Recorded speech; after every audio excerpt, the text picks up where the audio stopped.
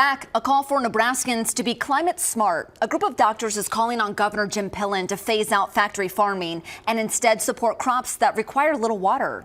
Laura Samble shows us why they're calling for action now and whether it's realistic. New greetings for Nebraska's new governor, Jim Pillen. A trio of billboards urging Pillen to phase out hog production and instead support what advocates call climate-smart crops, like lentils, beans, and sunflowers. Trying to get the governor's attention and the community's attention to bring awareness to the climate change that's going on. Cody Stubbe is with the group behind the billboards, the Physicians Committee for Responsible Medicine. She says operations like Pillen's are bad for the environment because they produce methane and require a lot of water. Nebraska has been going through a drought, and this will help with that. But Stubbe knows this is no easy ask in a state known for its beef.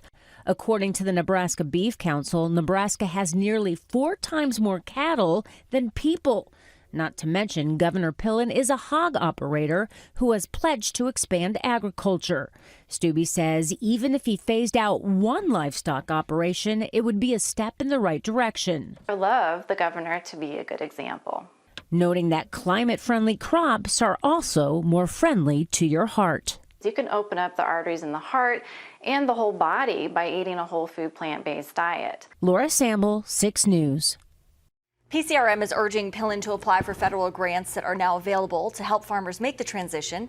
The governor's office has yet to respond to our multiple requests for comment.